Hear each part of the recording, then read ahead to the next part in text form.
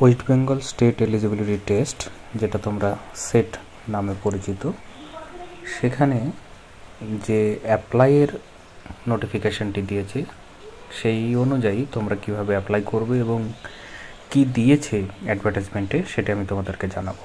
তো তাদের অফিসিয়াল ওয়েবসাইটে আসলে নোটিশটি তোমরা দেখতে পাবে, সেটাকে ডাউনলোড করে নেবে। তোমাদের সুবিধার্থে ভিডিও ডেসক্রিপশন বক্সে লিঙ্ক দিয়ে রাখবো, সহজেই তোমরা দেখতে পারবে। তাহলে নোটিশটিকে ওপেন করলে এইভাবে তোমরা দেখতে পাবে। পুরো নোটিশটা এখানে দেওয়া আছে এবং এই যে ডেট, সেই ডেট হচ্ছে 1 আগস্ট থেকে শুরু হয়ে 31 আগস্ট মধ্যরাত্রি পর্যন্ত চলবে এবং অনলাইনে পেমেন্টেরও ডেট 31 আগস্ট পর্যন্ত। তারপরে সেই ফর্মটিকে তোমরা 9 সেপ্টেম্বর থেকে 11 সেপ্টেম্বরের মধ্যে এডিট করতে পারবে যদি কোনো সমস্যা থেকে থাকে বা ভুল হয়ে থাকে। তারও ডেট তারা দিয়ে রেখেছে এবং এক্সামের ডেট 15ই ডিসেম্বর, রবিবার হয়, তোমরা জানো। 15ই ডিসেম্বরে এই পুরো নোটিফিকেশানটি অনুযায়ী যেটা প্রিভিয়াসে ছিল সেই মতোই এটা হচ্ছে 26তম স্টেট এলিজিবিলিটি টেস্ট, যেটাতে তোমরা বসতে চলেছ 15ই ডিসেম্বর। 33খানা সাবজেক্ট আছে। 33খানা সাবজেক্টের মধ্যে যে তোমরা যে সাবজেক্টে বিলং করো সেই সাবজেক্ট অনুযায়ী এক্সামে বসবে।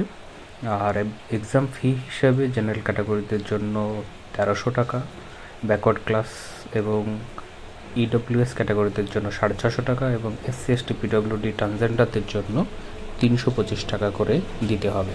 তোমরা জানো যে কোন সময়ে কীরকম কোশ্চেন থাকে ফার্স্ট পেপার সেকেন্ড পেপারে, তো সেটা এখানে দেওয়া আছে। তোমাদের সুবিধার্থে আমি আবারও বলে দিই, 100 মার্কসের 50টি কোশ্চেন থাকে।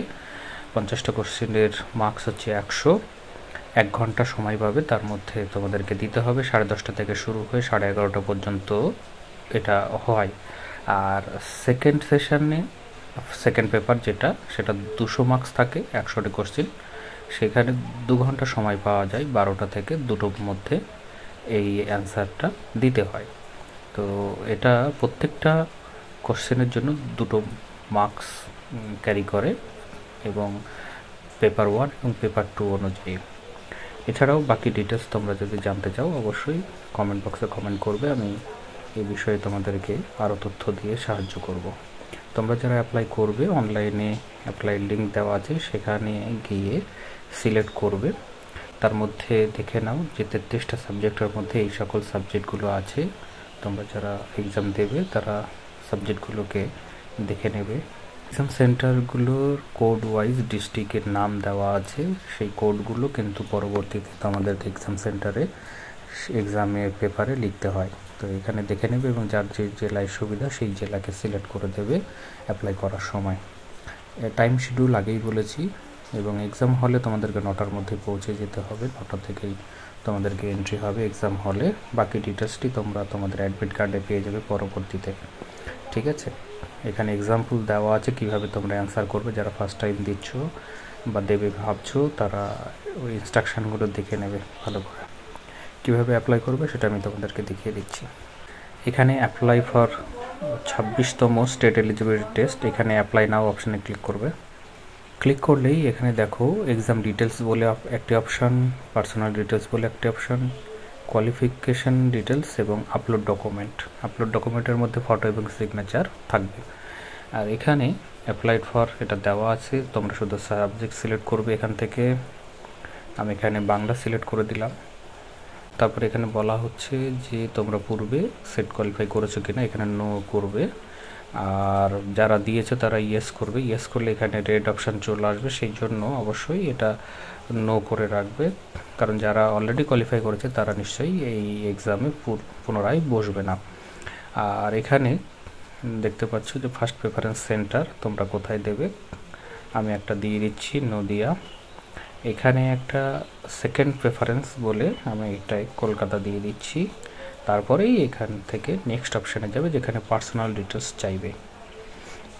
পার্সোনাল ডিটেলসের মধ্যে দেখতে পাচ্ছ first name, middle name, last name, date of birth, marital status, category, কোন ক্যাটাগরি, যে ক্যাটাগরির উপর ভিত্তি করে তোমাদেরকে অ্যাপ্লিকেশন ফি জমা করতে হবে, ঠিক আছে।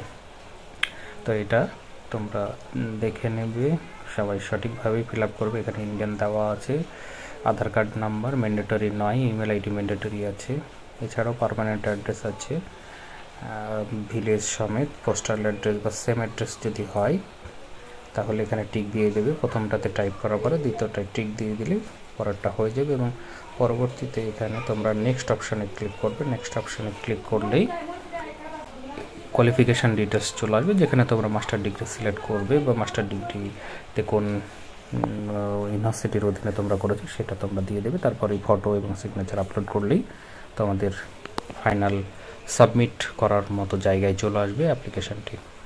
তো ফ্রেন্ডস, অ্যাপ্লিকেশানটি জমা করার পরেই দেখবে যে তোমাদের মোবাইলে সেই লগ ইন আইডি এবং পাসওয়ার্ড চলে আসবে তোমাদের মোবাইলে। সেখান থেকেই তোমরা পরবর্তীতে অ্যাডমিট কার্ডও ডাউনলোড করতে পারবে সেই লগ ইন আইডি এবং পাসওয়ার্ড দিয়ে।